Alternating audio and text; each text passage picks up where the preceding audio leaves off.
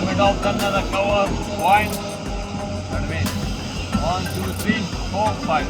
নিজের ছেলে হাসান ইসাখিলকে নিয়ে অনুশীলনে হাজির হয়েছিলেন আফগানিস্তানের তারকা অলরাউন্ডার মোহাম্মদ নবী। বলা হয়ে থাকে বাবা সন্তানের শ্রেষ্ঠ কোচ। কথাটি জীবনের জন্য বলা হয়ে থাকলেও মোহাম্মদ নবী কিংবা ইসাখিলের জন্য বাক্যটার বিস্তৃতি আরও বেশি। বেশ প্র্যাকটিক্যালি বলা যায়, শুধু জীবনে চলার পথে নয়, ক্রিকেটের 22 গজেও হাসান ইসাখিলের সেরা কোচ যেন মোহাম্মদ নবী। অন্তত যেভাবে তাকে হাতে কলমে দেখিয়ে দিচ্ছিলেন সব, সেটা দেখে এমনটা বললে ভুল কিছু বলা হবে না নিশ্চয়ই। বাবা ছেলের অনুশীলনে দেখা গেল বেশ কড়া ভাষায় ছেলের ভুলগুলোকে ধরিয়ে দিচ্ছেন এই অলরাউন্ডার।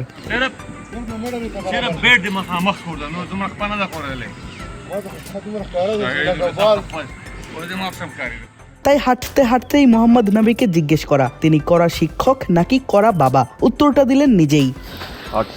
সত্যতা যাচাই করতে একই প্রশ্ন জিজ্ঞাসা তার ছেলে হাসান ইসাখিলকেও, তিনিও জবাব দিলেন একই।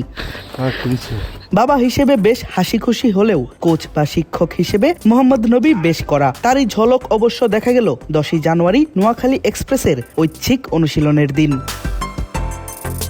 টানা 6 ম্যাচ হেরে 7ম ম্যাচে এসে জয়ের দেখা পেয়েছে নোয়াখালী। আর পরদিন ঐচ্ছিক অনুশীলনে দলের কেউ প্র্যাকটিসে না আসলেও ছেলেকে নিয়ে হাজির হয়েছিলেন মোহাম্মদ নবী।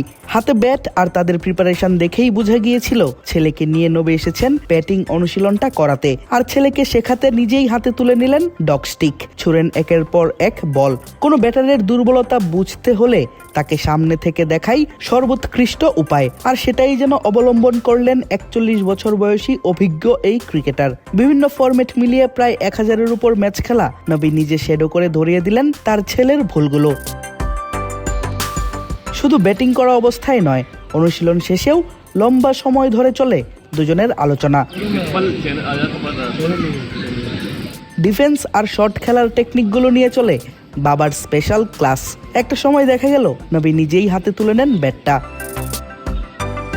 সেই সময়টায় বাবার নকিং দাঁড়িয়ে দাঁড়িয়ে দেখেন ছেলে হাসান ইসাখিল। কোচ হিসেবে যে বাবা বেশ ভালো তার প্রমাণ তো পাওয়া গিয়েছিল অনুশীলনে কিছুক্ষণ আগেই। ব্যাটার নবীও যে কম যান না, তাই হাতে কলমে শিখতেই অনুশীলন নেটের বাইরে দাঁড়িয়ে বাবার ব্যাটিংটা দেখছিলেন হাসান। বাবার মতো বিশ্বমানের ক্রিকেটার হতে চাইলে যে অনুসরণ করতে হবে বাবার পদাঙ্কটাই, সেটা তো আর আলাদা করে বলার অপেক্ষাই রাখে না। শুধু যে নিজের ছেলেকেই শিখিয়েছেন মোহাম্মদ নবী এমনটা নয়, বাংলাদেশি স্পিনার রহমত আলীকে দেখিয়ে দিয়েছেন স্পিন বোলিং এর নানান কৌশল। বিশেষ করে ল্যান্ডিং এর সময় পাওয়ার জেনারেট করার ব্যাপারটা দেখিয়েছেন মিমিক্রি করেই। এমন অভিজ্ঞ ক্রিকেটারকে ডাগআউটে পাওয়া যে দেশের ক্রিকেটারদের জন্য বেশ ভালো একটি ব্যাপার, সেটিও বোঝা গেল এই 1 ঘন্টার প্র্যাকটিস সেশনে।